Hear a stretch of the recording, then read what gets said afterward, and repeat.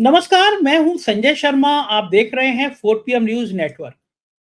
Trump क्या जीते, भक्तों की तो वैसे लॉटरी लग गई। ऐसे खुश हो रहे हैं जैसे अपने पड़ोस के फूफा जी कोई बारात में बिना नाराज होके आ गए हैं, दोबारा से लौट आए हैं। ट्रम्प भारत को लेकर क्या सोचते हैं, इसके तरह तरह के ख्याली पुलाव बन रहे हैं।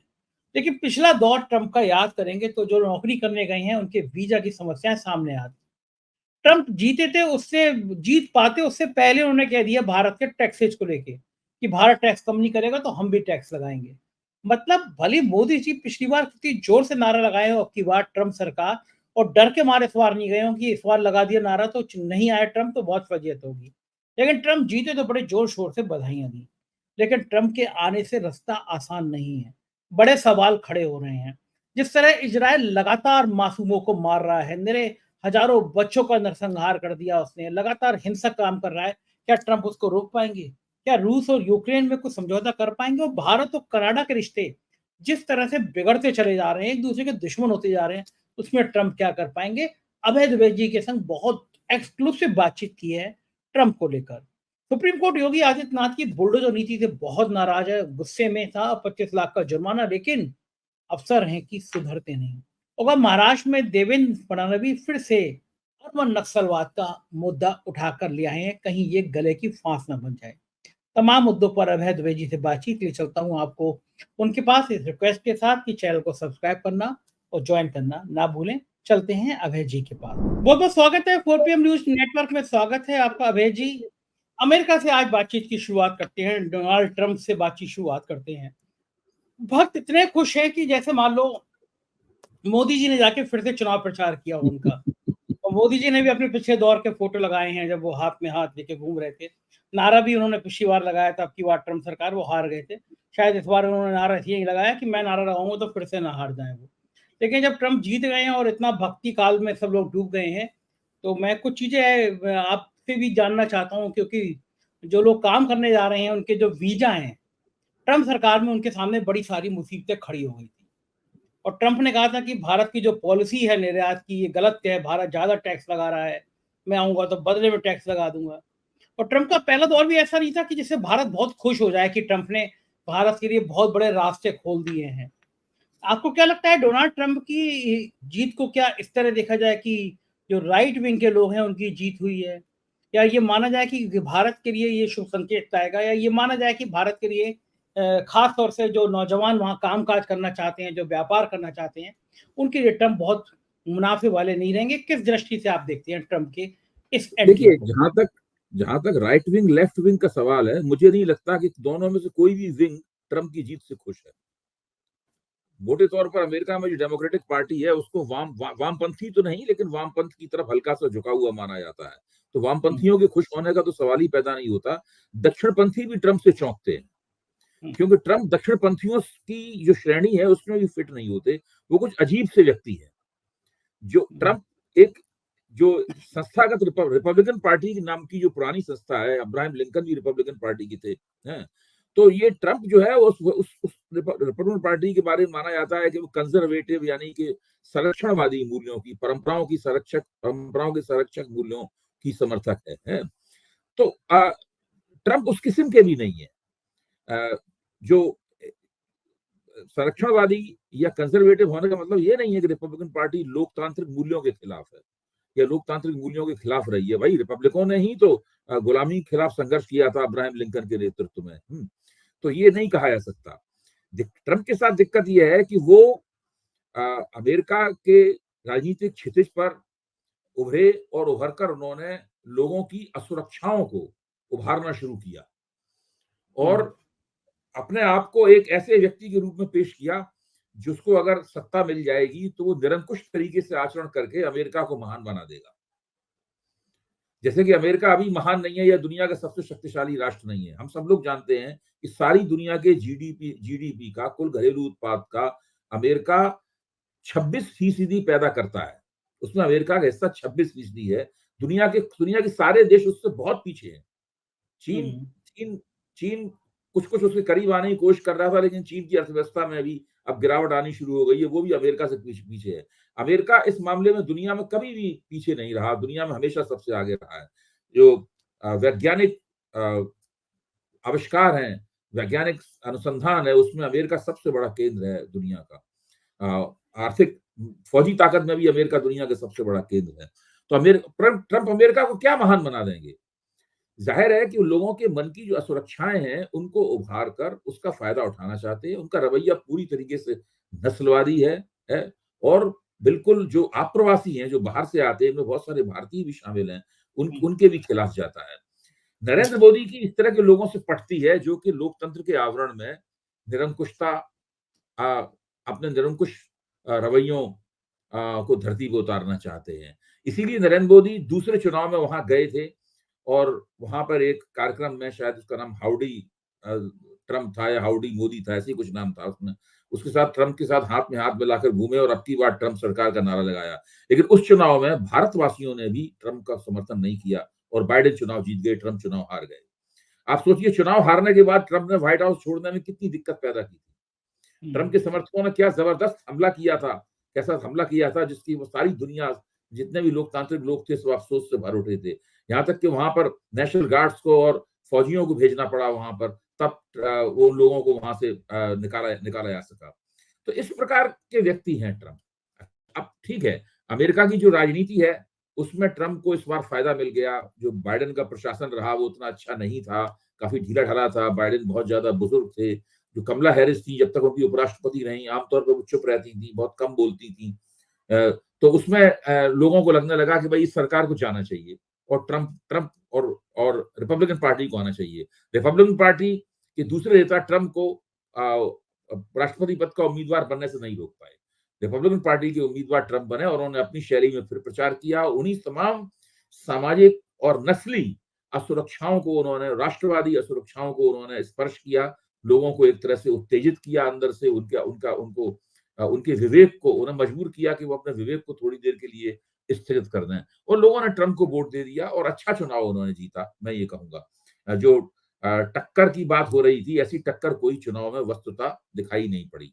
टक्कर थोड़ी बहुत इसलिए दिखाई पड़ी, जो कुछ भी थी इसलिए थी क्यों गर्भपात के मुद्दे पर कमला हैरिस ने जो दृष्टिकोण अपनाया वो अमेरिका की स्त्रियों को पसंद आया, इसलिए स्त्रियों ने कमला हैरिस को कुछ ज्यादा वोट दिया। अगर वो बात नहीं होती तो ट्रम्प और भी आगे निकल जाते। अब सवाल ये है कि भारत के साथ क्या होगा।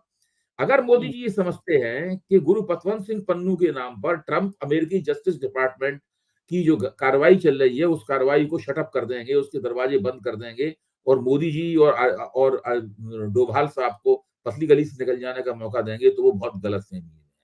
अमेरिका में इस तरीके से नहीं होता है। अमेरिका में जो चीज जस्टिस डिपार्टमेंट के हाथों पहुंच गई, जिसमें अदालत ने हस्तक्षेप कर दिया, उस पर कार्रवाई पूरी होती है। जो भारत में अमेरिकी राजदूत हैं, उन्होंने जो कहा था उससे कभी भी ट्रम्प की सरकार पीछे नहीं हट सकती।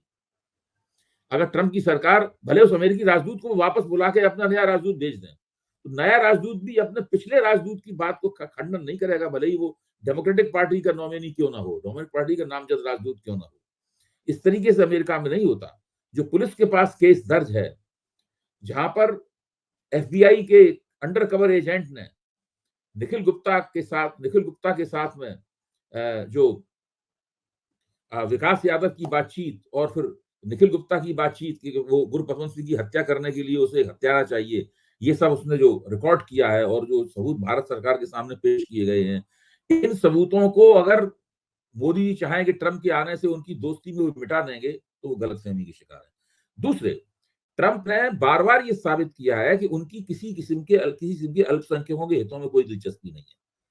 हिंदुओं के वोट लेने के लिए उन्होंने ये कह दिया कि बांग्लादेश में हिंदुओं के ऊपर अत्याचार के वो बहुत सख्त खिलाफ है। एक ट्वीट कर दिया उन्होंने और कुछ बयान वगैरह भी दे दिया। लेकिन यही बात तो डेमोक्रेट लोग भी लगातार कह रहे थे। लेकिन ट्रम्प का दुनिया में कहीं भी जब अल्पसंख्यकों पे या कोई अत्याचार होता है तो ट्रम्प मानवाधिकार का प्रश्न नहीं उठाए। उनका पिछला कार्यकाल देख लीजिए ना, उन्होंने कभी इस तरह नहीं किया, हमेशा अपने आप को इससे दूर रखा। दूसरे, उन्होंने अर्थव्यवस्था के इसको लेके जो वायदे किए हैं, उन वायदों को पूरा करने के लिए उन्हें भारतीय माल के ऊपर, दूसरी चीजों के ऊपर टैक्स लगाना पड़ेगा, जो उन्होंने कहा भी है स्पष्ट रूप से। और यहाँ से भारत का अमेरिका को जो निर्यात है, वो निर्यात भी दिक्कत में आएगा। भारत और अमेरिका के संबंधों का जो आर्थिक पक्ष है, वो आर्थिक पक्ष भी बहुत मुश्किल में फंसने वाला है। लेकिन आप हिंदुस्तान में देखिए क्या हो रहा है। हिंदुस्तान में ट्रम्प के जीतने का फायदा सबसे ज्यादा जो मोदी की आराधना करने वाला मीडिया है वो उठा रहा है। ट्रम्प के बहाने मोदी का प्रचार हो रहा है। ये एक बड़ी अजीब सी बात है। मतलब मोदी जी का उस चुनाव से लेना एक न देना दो। पिछली बार उन्होंने ट्रम्प का प्रचार किया था, ट्रम्प चुनाव हार गए थे। आपने ठीक ही कहा, अगर इस बार वो ट्रम्प का प्रचार करते हुए इस बार भी कहीं ट्रम्प चुनाव हार जाते तो मोदी जी को और मुश्किल होती, इसलिए मोदी जी ने उससे अपने आप को दूर रखा। लेकिन इस मौके का फायदा उठाकर मोदी जी अपनी बल्ले-बल्ले यहाँ पर करवा रहे हैं। मेरा मानना ये है कि ट्रम्प चुनाव जीते, अगर मान लीजिए कमला हैरिस चुनाव जीतती, भारत अमेरिका संबंधों का ये मानना कि ट्रम्प के ज़माने में वो खास तौर से बेहतर हो जाएँगे या कमला हैरिस के ज़माने में खास तौर से बेहतर नहीं होते, ये बिल्कुल बेकार की बात है। जो विदेश नीति होती है अमेरिका जैसे देश की, वो बिल्कुल स्पष्ट रूप से जिसे कहते हैं ट्रांज़ैक्शनल यानी लेन-देन के आधार पर चलती है। अपने उनके राष्ट्रीय हित सबसे ज़्यादा प्रमुख होते हैं, उन्हीं राष्ट्रीय हितों का वो पालन करते हैं। कौन किसकी किससे दोस्ती है, कौन किससे मोहब्बत करता है, कौन किसको देख के मुस्कुराता है, किसने किसका हाथ देर तक पकड़ा हिलाए रखा, किसने किसको सीने से लगा लिया, इन ये सब फ़ोटो अपॉर्च्युनिटीज़ हैं। ये फ़ोटो अपॉर्च्युनिटीज़ होंगी, खूब होंगी और मेरा मानना ये है कि जितनी बधाई मोदी ने ट्रम्प को दी है, कमला हैरिस चुनी जाती, तो उतनी ही बधाई वो कमला हैरिस को देते। हाँ, ठीक बात है। बिल्कुल सही बात हाँ, है। उतनी और दूसरे याद रखिए, अमेरिकी अमेरिकी राष्ट्रपति की कुर्सी पे कौन बैठा है, अब राष्ट्रपति की कुर्सी पे कौन बैठा है ये महत्वपूर्ण नहीं है। सवाल ये है कि राष्ट्रपति की कुर्सी पे कौन बैठा है? वो भारत को उससे संबंध रखना है। भारत को किसी व्यक्ति से, किसी स्त्री या पुरुष के साथ संबंध नहीं रखना है। भारत को कमला हैरिस से या डोनाल्ड ट्रम्प से संबंध नहीं रखना है। जो राष्ट्रपति की कुर्सी पर बैठा है, भारत को उसके साथ संबंध रखना है। और यही वहां के जो भारतवंशी हैं, जिनकी आमदनी औसत अमेरिकन से बेहतर है, भारतवासी हैं, उनकी अगर औसत देखा जाए तो उसकी आमदनी औसत अमेरिकन से बेहतर है। उन सब लोगों के हितों का भी भारत सरकार को ध्यान रखना है। ऐसी स्थिति में कोई भी सरकार हो, भारत सरकार अपनी विदेश नीति को उसी तरह चलाएगी जिस तरह उसे चलाना चाहिए और ये ऐसा ही करना ठीक होगा। ट्रम्प भी अपनी विदेश नीति को उसी तरह चलाएंगे जिससे अमेरिका के राष्ट्रीय हित हैं, उनकी पूर्ति हो सके। आपकी बातें जो हैं भक्तों पे बिल्कुल जला देगी, बरनौल की ज़रूरत पड़ेगी उनको। बड़े खुश थे वो तो आपकी बातें करके और आपकी बातें बिल्कुल उल्टी हो रही हैं उनसे। एक बड़ा लोगों के नहीं, मुझे ज़हन में संजय जी मुझे याद है पिछली बार ट्रम्प जब चुनाव हार गए थे, तो बीजेपी की प्रवक्ता ट्रम्प का बचाव कर रहे थे। हाँ, हाँ, हाँ, याद है, मुझे मुझे बड़ी याद है। हँसी आ रही, कई बार बहस हुई हमने कि भाई ट्रम्प चुनाव हार गए, जीत गए, उससे आपको क्या मतलब है? आप हाँ, ऐसा क्यों कर रहे हैं? आपको क्यों बुरा लग रहा है ट्रम्प के चुनाव हारने से?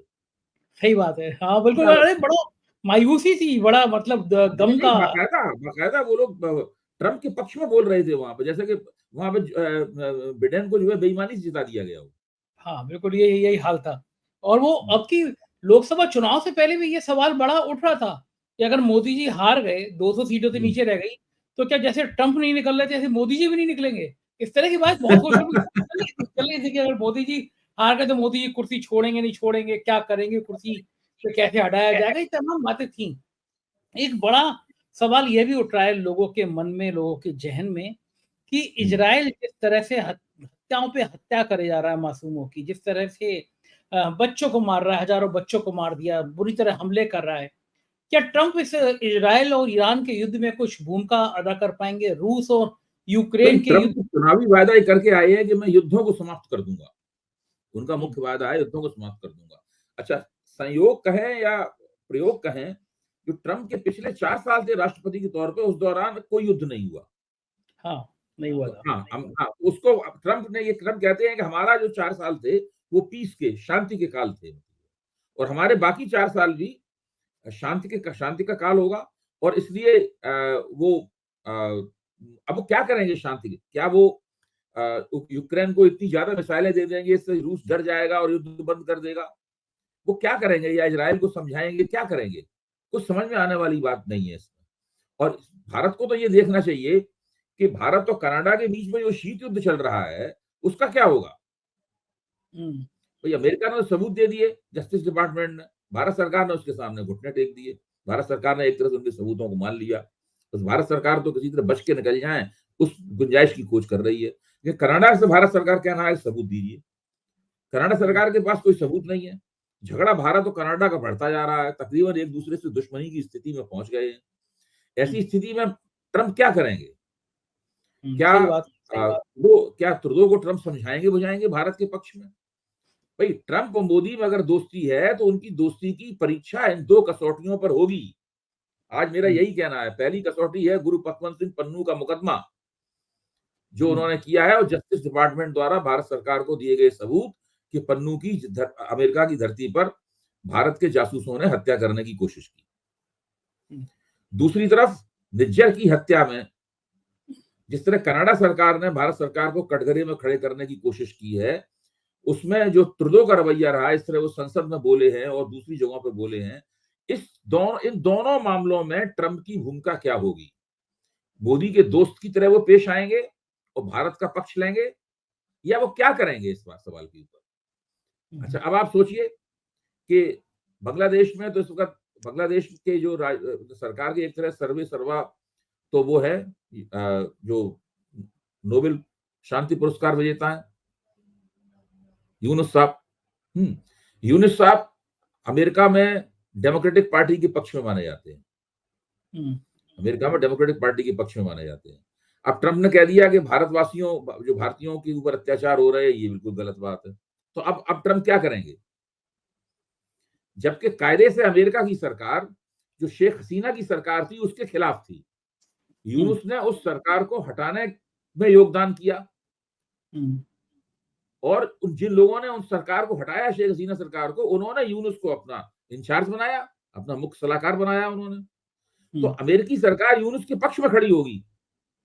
जो बांग्लादेश की मौजूदा सरकार है, अमेरिकी सरकार उसका विरोध नहीं कर सकती। चुनाव में लोगों को अपनी तरफ खींचने के लिए कोई कुछ भी बयान दे दे, कोई भी भाषण दे दे। तो इस तरह तीन कसौटियां हो गई। क्या बांग्लादेश में मुस्लिम कट्टरपंथियों के अत्याचार का शिकार बन रहे हिंदुओं को ट्रंप की तरफ से राहत मिलेगी तो कैसे मिलेगी, क्या मिलेगी? क्या ट्रंप मोहम्मद यूनुस को बुला कहेंगे ये सब बंद करवाइए, आप नहीं बंद करवाए तो हम आपको दंडित करेंगे? क्या ऐसा होगा?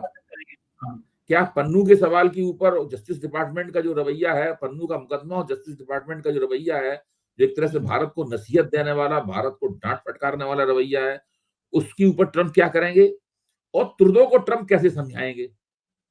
ये हैं तीन बड़ी कसौटियां जो फौरी कसौटियां हैं। आर्थिक संबंध होंगे, भारत का निर्यात क्या होगा, वो कितने टैक्स लगाएंगे, भारत कितने टैक्स लगाएगा, ये सब तो बात की बात है, ये तो लंबी दूरी के वाले मामले हैं।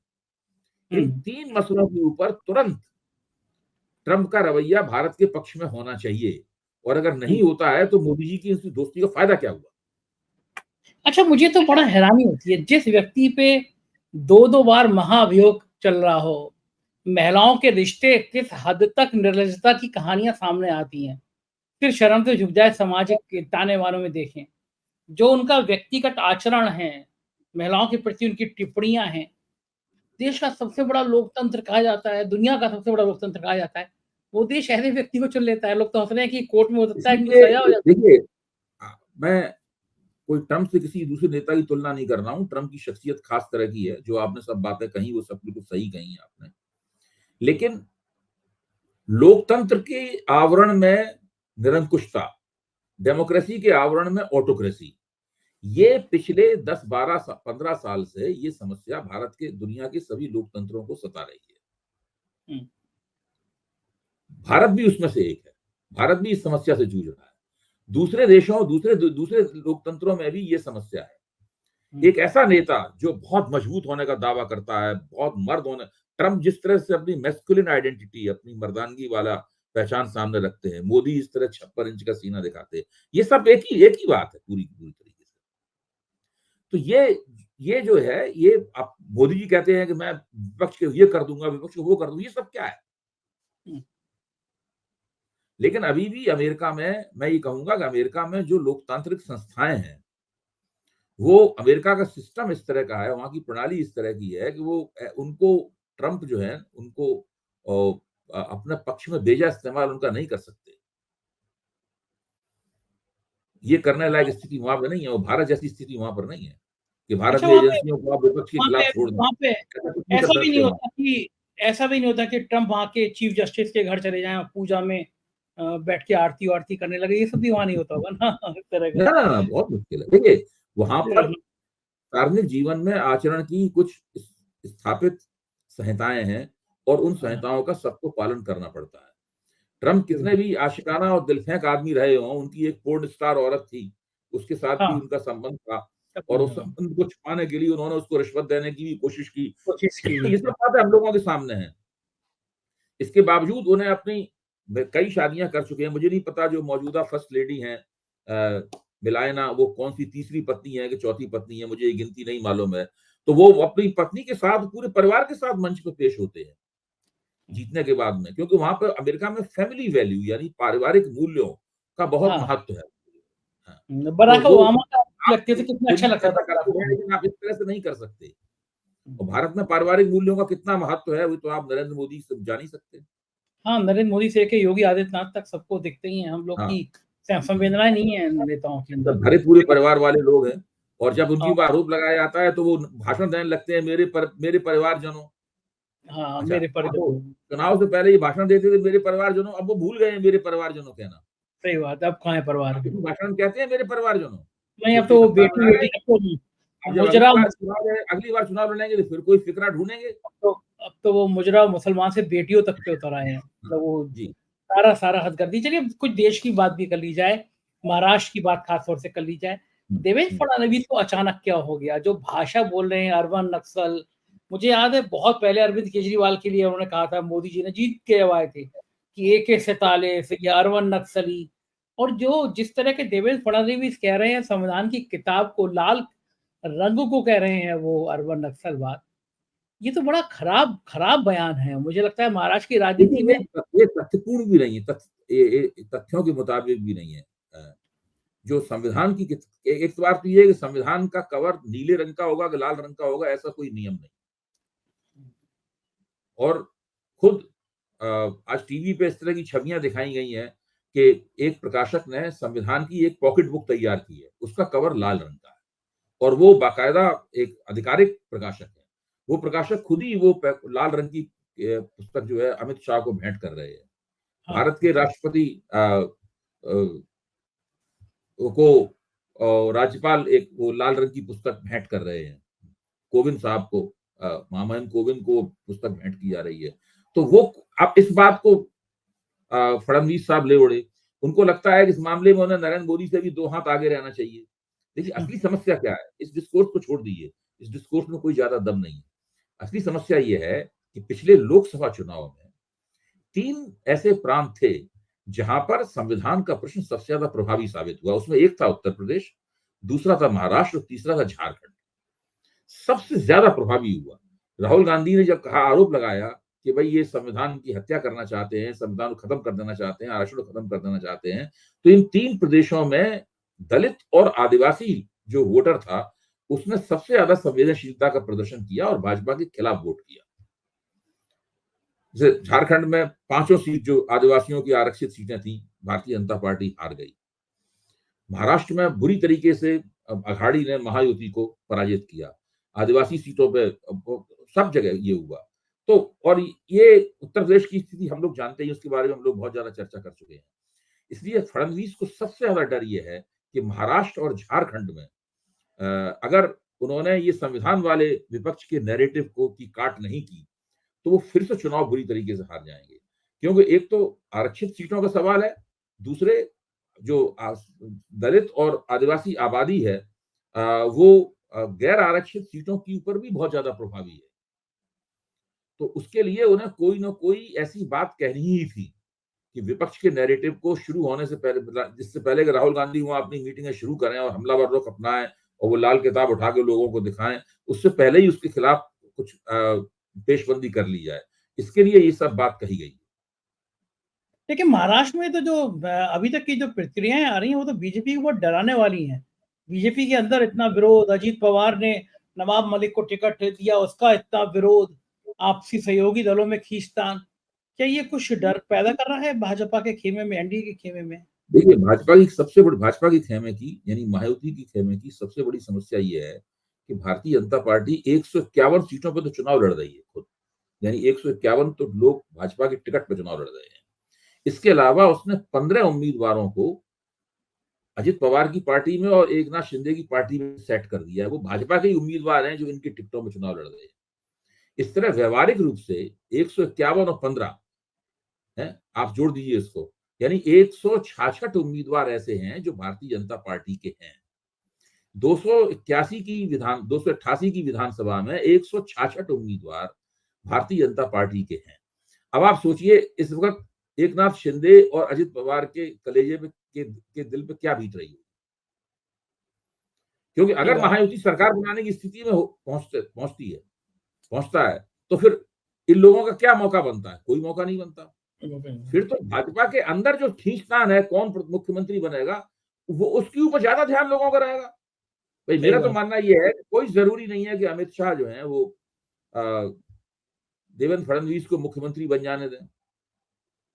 अमित शाह के आदमी तो राव साहब दानवे हैं जो मराठा नेता भी हैं। अगर एकनाथ शिंदे को काटना होगा तो राव साहब दानवे को सामने लाया जाएगा, एक ब्राह्मण नेता फडणवीस को क्यों सामने लाया जाएगा? तो बहुत वहां पे खींचतान वहां बहुत मची हुई है। इस तरह की खींचतान इधर नहीं है, विकास अघाड़ी नहीं है। इसका नुकसान एक समस्या उस पर भी आप लोग चर्चा कर लें। वो ये है कि सब लोगों को लग रहा है कि शरद पवार के हाथों में महाविकास अघाड़ी की रणनीतिक कमान रही है, अभी भी है, लेकिन उसका फायदा उठाकर शरद पवार ने अपनी सांगठनिक हैसियत से कुछ ज्यादा ही सीटें प्राप्त कर ली। ऐसा लग रहा है कि सबसे ज्यादा महाविकास अघाड़ी में इसमें फायदे में अगर कोई है तो वो शरद पवार है। अब वो फायदा सीटों की जीत में कितना परिवर्तित होगा ये अलग बात है, लेकिन काफी कुछ, खासतौर से जिस तरह जो मनोज जरांगे पाटिल ने जो यू टर्न लिया है, उस यू टर्न में तो ऐसा लगता है कि शरद पवार ने उनको समझाया था कि ऐसा करो। बिल्कुल ठीक कह रहे हैं। बात उत्तर प्रदेश की कर लें आखिर में चलते चलते। सुप्रीम कोर्ट बहुत नाराज है बुलडोजर के मामले में। 25 लाख का जुर्माना। अफसरों को समझ में नहीं आ रहा कि किसी नेता या मुख्यमंत्री के कह देने से किसी गरीब के घर में बुलडोजर चलाने का नतीजे क्या होते हैं। कहीं सुप्रीम कोर्ट के रडार पर आ गए अफसर तो नौकरी, बची कुछ नौकरी भी बहुत बढ़िया हो जाएगी। ये ख्याल अफसरों को क्यों नहीं, ये तो सुप्रीम कोर्ट ने पहले चेतावनी दी थी भाई। ये तो सुप्रीम कोर्ट ने पहले चेतावनी दी थी जब उनसे कहा गया कि वो तो साहब बुलडोजर चलाने वाले। सुप्रीम कोर्ट ने कहा कि हमारे आदेश के बावजूद बुलडोजर चलाना चाहते हैं तो चला लें, फिर देखते हैं क्या होता है। सुप्रीम कोर्ट ने पहले चेतावनी दे दी थी उनको कि भाई ये हम लोग कुछ करेंगे, आप इससे बच नहीं सकते। तो ये तो खुद अपना किया हुआ भुगत रहे हैं। और इस तरह के कई जुर्माने इन लोगों के ऊपर लगे हैं। योगी जी के ऊपर खिलाफ भी स्ट्रिक्चर पास हो सकता है। सुप्रीम कोर्ट कह सकता है कि आप आके अदालत में हाजिर होइए, वहां भी खड़े होकर उनको माफी मांगनी पड़ सकती है। सब कुछ हो सकता है सुप्रीम कोर्ट में। अगर सुप्रीम कोर्ट अपनी पे आ जाए, आपको या तो वहीं खड़े खड़े अदालत से ही वहीं जेल भेज सकता है एक दिन के लिए। उनको कल्याण सिंह को एक दिन के लिए जेल भेज दिया था क्योंकि उन्होंने हलफनामा देने के बावजूद भी बाबरी मस्जिद बचाने में वो नाकाम रहे। सही बात है, सीधी कुछ भी हो सकती है। राजनीति बहुत चटक रहेगी, हम लोगों की निगाह रहेगी। बहुत बहुत शुक्रिया अभय जी, आपने समय दिया, आभार। तो ये थे अभय दुबे जी और मुझे यकीन है आपको ये बातचीत पसंद आई होगी। अपना प्यार बनाए रखिएगा। Thank you.